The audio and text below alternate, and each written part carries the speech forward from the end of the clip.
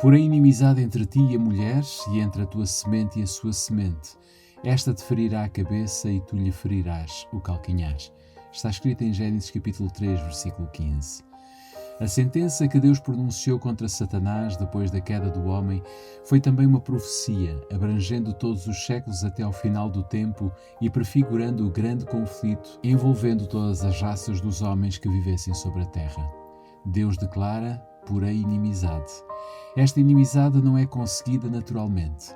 Quando o homem transgrediu a lei divina, a sua natureza tornou-se má e ficou em harmonia com Satanás e não em desacordo com ele. Não existe naturalmente nenhuma inimizade entre o homem pecador e o originador do pecado. Ambos se tornaram maus como resultado da apostasia. O apóstata nunca está em sossego, excepto quando obtém simpatia e apoio, levando outros a seguirem o seu exemplo. É por isso que os anjos caídos e os homens ímpios se unem numa união sem esperança. Se Deus não se tivesse interposto de maneira especial, Satanás e o homem ter-se-iam unido numa aliança contra o céu. E em vez de alimentar inimizade contra Satanás, toda a família humana se teria unido em oposição a Deus. Satanás levou o homem a pecar, tal como tinha feito com os anjos, levando-os a revoltar-se para, deste modo, poder conseguir cooperação na sua luta contra o céu. No seu ódio contra Cristo, não havia nenhuma discórdia entre ele e os anjos caídos. Enquanto em todos os outros pontos havia discórdia, uniram-se firmemente na oposição à autoridade do governo do universo. Mas quando Satanás ouviu a declaração de que existiria inimizade entre si e a mulher, e entre a sua semente e a semente dela, compreendeu que os seus esforços para depravar a natureza humana seriam interrompidos e que por algum meio o homem seria capacitado para resistir ao seu poder. A inimizade de Satanás contra a raça humana é avivada porque os seres humanos, através de Cristo, são objeto do amor e da misericórdia de Deus. Ele empenha-se em subverter o plano divino para a redenção do homem, desfigurando e corrompendo a obra das suas mãos para lançar desonra sobre Deus. Quer causar tristeza no céu e encher a terra de desgraças e desolação. E aponta para todo este mal como resultado da obra de Deus ao criar o homem. É a graça que Cristo implanta na alma que cria no homem a inimizade contra Satanás. Sem esta graça que converte e este poder renovador, o homem continuaria cativo de Satanás como servo sempre pronto a executar as suas ordens. Mas este novo princípio cria conflito na alma onde até então tinha havido paz. O poder que Cristo comunica dá ao homem a possibilidade de resistir ao tirano e usurpador. Quem quer que aborreça o pecado em vez de o amar, que resista a essas paixões que o têm dominado interiormente e as vença, demonstra a ação de um princípio inteiramente celestial. O antagonismo que existe entre o Espírito de Cristo e o de Satanás revelou-se de forma mais evidente no modo como o mundo recebeu Jesus. Não foi tanto por ele aparecer sem riquezas, pompas ou grandiosidade mundanas que os judeus foram levados a rejeitá-lo. Viam que ele tinha um poder que fazia mais do que compensar a falta dessas vantagens exteriores. A pureza e a santidade de Cristo, porém, valeram-lhe o ódio dos ímpios. A sua vida de renúncia e de uma devoção sem pecado era uma reprovação constante para um povo orgulhoso e sensual. Foi isto que provocou a inimizade contra o Filho de Deus. Satanás e os anjos caídos uniram-se aos homens maus e todas as energias da apostasia conspiraram contra o campeão da verdade. E é evidente a mesma inimizade demonstrada para com o Mestre em relação aos seus seguidores.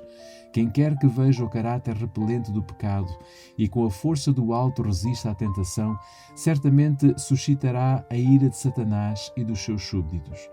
Enquanto houver pecado e pecadores, existirão ódio aos puros princípios da verdade e acusação e perseguição aos seus defensores.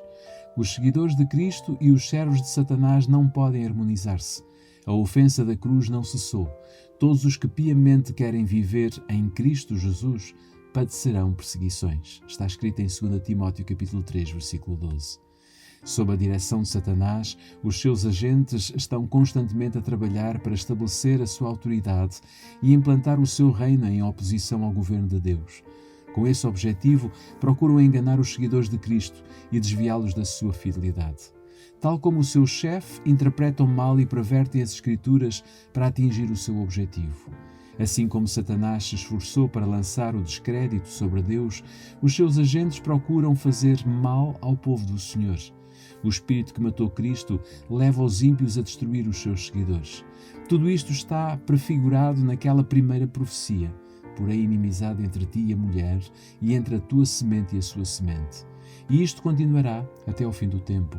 Satanás une todas as forças e lança no combate todo o seu poder. Por que é que ele não encontra maior resistência?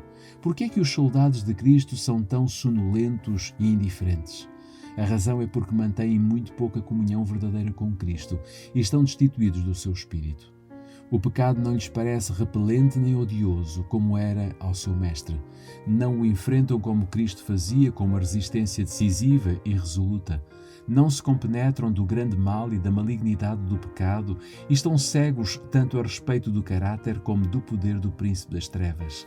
Há pouca inimizade contra Satanás e as suas obras, porque há uma enorme ignorância a respeito do seu poder e da sua maldade e da grande extensão da sua luta contra Cristo e a sua Igreja. Multidões estão iludidas neste ponto. Não sabem que o seu inimigo é um poderoso general que domina a mente dos anjos maus e que, com planos bem elaborados e artifícios hábeis, está a lutar contra Cristo para impedir a salvação das almas. Entre os que se dizem cristãos e mesmo entre os ministros do Evangelho, raramente se ouve uma referência a Satanás, exceto talvez uma menção ocasional do púlpito. Não tomam em consideração as evidências da sua atividade e do seu êxito contínuos e negligenciam os muitos avisos contra os seus enganos. Parece que ignoram a sua própria existência. Enquanto os homens ignoram os seus estratagemas, este vigilante adversário coloca-se continuamente no seu caminho. Intromete-se em cada compartimento do lar, em cada rua das nossas cidades, nas igrejas, nos conselhos nacionais, nos tribunais, confundindo, enganando, seduzindo, arruinando por toda a parte a alma e o corpo de homens, mulheres e crianças, desmembrando famílias, semeando ódios, rivalidades, contendas, tumultos e assassínios. E o mundo cristão parece olhar para estas coisas como se fossem da vontade de Deus e elas devessem existir. Satanás está continuamente a tentar vencer o povo de Deus, derrubando as barreiras que os separam do mundo. O antigo Israel foi enredado no pecado quando se aventurou a fazer associações proibidas com os gentios. O Israel moderno desvia-se de igual modo. Eles não acreditam porque o Deus deste mundo cegou os seus entendimentos. E assim não pode brilhar para eles a luz maravilhosa do Evangelho de Cristo, que é a imagem de Deus. Está escrito em 2 Coríntios capítulo 4, versículo 4. Todos os que não são decididos seguidores de Cristo são servos de Satanás. No coração não regenerado há amor ao pecado e disposição para acariciar e desculpar. Pelo contrário, no coração renovado há ódio e uma decidida resistência ao pecado. Quando os cristãos escolhem relacionar-se com os ímpios e os incrédulos, expõem-se à tentação. Satanás esconde-se das vistas e estende furtivamente sobre os seus olhos o seu véu enganador. Não podem ver que essa companhia é calculada para lhes fazer mal, e à medida que vão assimilando o mundo, no que respeita ao caráter, às palavras e às ações, tornam-se cada vez mais cegos. A conformidade com os costumes mundanos converte a Igreja ao mundo. Nunca converte o mundo a Cristo. A familiaridade com o pecado fará inevitavelmente com que ele pareça menos repelente. Aquele que prefere unir-se com os servos de Satanás, em pouco tempo deixará de temer o Senhor deles. Quando no caminho do dever somos levados à prova, como foi Daniel na corte do rei, podemos estar certos de que Deus nos protegerá. Mas se nos colocarmos sob a tentação, mais cedo ou mais tarde cairemos. O tentador atua frequentemente com muito êxito, usando aqueles de quem menos se suspeita que estão sob o seu domínio. Os possuidores de talento e educação são admirados e honrados, como se estas qualidades pudessem suprir a ausência do temor de Deus ou torná-los dignos do seu favor. O talento e a cultura, considerados em si mesmos, são dons de Deus. Mas quando se faz com que eles preencham o lugar da piedade e quando, em vez de levarem a alma para mais perto de Deus, a afastam dele, tornam-se então numa maldição e numa armadilha. Prevalece entre muitos a opinião de que tudo o que se mostra como cortesia ou educação deve, em certo sentido, pertencer a Cristo. Nunca houve maior erro Estas qualidades deveriam embelezar o caráter de cada crente, pois exerceriam uma poderosa influência em favor da verdadeira religião.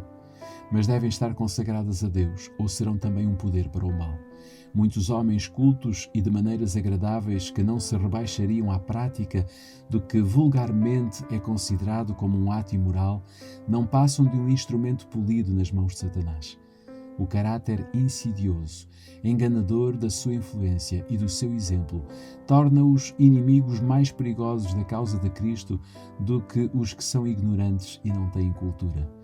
Através da oração fervorosa e da confiança em Deus, Salomão obteve sabedoria que causou o assombro e a admiração do mundo. Contudo, quando se desviou da fonte da sua força e passou a confiar em si mesmo, caiu preso da tentação. Então as maravilhosas faculdades concedidas àquele que foi o mais sábio dos reis apenas fizeram dele um agente mais eficaz do adversário das almas. Embora Satanás procure constantemente cegar a mente dos cristãos para este facto, que eles nunca se esqueçam de que não têm que lutar contra seres humanos, mas contra poderes e autoridades que dominam este mundo de escuridão e contra os espíritos do mal que não se veem. Está escrito em Efésios capítulo 6, versículo 12. Através dos séculos, continua o inspirado aviso até ao nosso tempo. Sejam prudentes e estejam alerta, pois o vosso inimigo, o diabo, anda em volta de vós, como um leão a rugir, procurando a quem devorar. 1 Pedro capítulo 5, versículo 8. Defendam-se com as armas que Deus vos oferece, assim poderão resistir aos enganos do diabo. Está escrito em Efésios capítulo 6, versículo 11. Desde o tempo de Adão até hoje, o nosso grande inimigo tem estado a exercer o seu poder de oprimir e destruir. Está hoje a preparar-se para a sua última campanha contra a Igreja. Todos os que procuram seguir Jesus terão de lutar contra este implacável adversário. Quanto mais perto o cristão imitar o modelo divino, tanto mais, sem dúvida, se tornará num alvo para os ataques de Satanás. Todos os que estão ativamente empenhados na causa de Deus, procurando desvendar os enganos do maligno e apresentar Cristo perante o povo, estarão habilitados a aderir ao testemunho de Paulo, no qual ele fala em servir o Senhor com toda a humildade de espírito, com muitas lágrimas e tentações. Satanás assaltou Cristo com as suas mais cruéis e subtis tentações. Foi, porém, repelido em cada conflito. Aquelas batalhas foram travadas em nosso favor. Aquelas vitórias tornam possível a nossa vitória. Cristo dará força a todos os que a procurem. Sem o consentimento próprio, ninguém poderá ser vencido por Satanás. O tentador não tem poder para governar a vontade ou forçar a alma a pecar. Pode angustiar, mas não contaminar. Pode causar aflição, mas não a degradação. O facto de Cristo ter vencido deve incutir nos seus seguidores coragem para combaterem vigorosamente na luta contra o pecado e contra Satanás.